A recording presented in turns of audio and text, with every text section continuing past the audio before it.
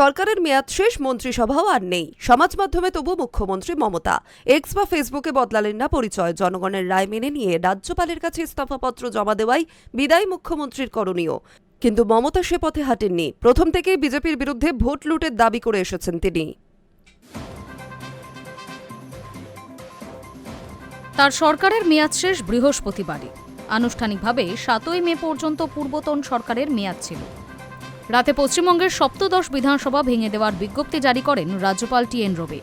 অর্থাৎ বিধানসভার অস্তিত্বও আর নেই। তবে মমতা বন্দ্যোপাধ্যায় আছেন মমতা বন্দ্যোপাধ্যায়তেই। এখনও সমাজ মাধ্যমে তিনি নিজের পরিচয় পরিবর্তন করেননি।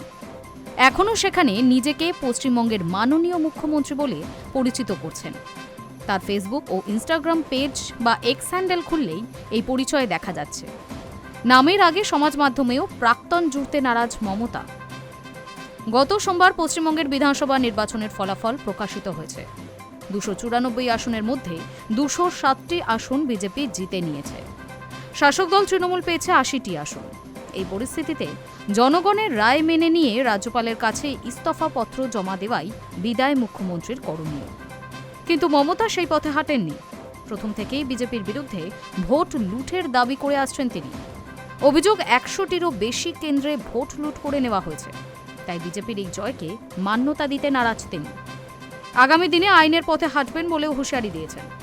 ভোটে হেরে যাওয়ার পরও মুখ্যমন্ত্রী ইস্তফা না দেওয়ায় অভূতপূর্ব পরিস্থিতি তৈরি হয়েছে পশ্চিমবঙ্গে। তৃণমূলের একাংশের দাবি, বিজেপির ভোট লুট এবং নির্বাচন কমিশনের ভূমিকার প্রতিবাদ স্বরূপ পদ থেকে ইস্তফা দিচ্ছেন না মমতা। তিনি চান তাকে বরখাস্ত করা হোক। বৃহস্পতিবার সন্ধ্যায় লোকভবন থেকে বিধানসভা ভেঙে দেওয়ার বিজ্ঞপ্তি জারি করা হলেও মমতাকে বরখাস্ত করা হয়নি। আবার তাকে নতুন সরকারের শপথ পর্যন্ত তদারকি মুখ্যমন্ত্রী হিসেবে কাজ চালিয়ে যাওয়ার কথাও বলেননি রাজ্যপাল। আগামী শনিবার রাজ্যের নতুন সরকার শপথ নেবে কলকাতার ব্রিগেড প্যারেড গ্রাউন্ডে। তার আগে বিধানসভা ভেঙে দেওয়ার পর বৃহস্পতিবার রাত থেকে শুক্রবার পর্যন্ত রাজ্যের শাসনভার কার হাতে থাকবে তা নিয়ে অনিশ্চয়তা তৈরি হয়েছে।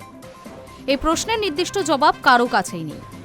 বিধানসভা ভেঙে দেওয়ার অর্থ মন্ত্রিসভাও অস্তিত্বহীন। তবে সেই মুহূর্তেই নতুন একটি মন্ত্রিসভাকে আত্মপ্রকাশ করতে হবে এমন কোথাও লেখা নেই। তাছাড়া রাজ্যের শাসন কাজ চলে রাজ্যপালের নামে। মন্ত্রিপরিষদ একটি ডেলিগেটেড পাওয়ার এনজয় করে রাজ্যপালের হয়ে কাজ চালায়। যেহেতু পশ্চিমবঙ্গে বিধানসভা বা মন্ত্রিসভা রইল না, তাই বৃহস্পতিবার রাত থেকে শনিবার সকাল পর্যন্ত রাজ্যপালের ক্ষমতা ব্যবহার করার জন্য কোনো ডেলিগেশন বা প্রতিনিধি রইল না। সেক্ষেত্রে রাজ্যপাল আপাতত সরাসরি নিজের ক্ষমতা প্রয়োগ করতে পারবেন। অনেকের মতে চাইলে রাজ্যপাল 1.5 দিনের জন্য রাজ্যের রাষ্ট্রপতি অনুমোদন সাপেক্ষে রাষ্ট্রপতির শাসন জারি করতে পারেন। কিন্তু এক্ষেত্রে রাজ্যপাল রবি তা করছেন না বলেই খবর।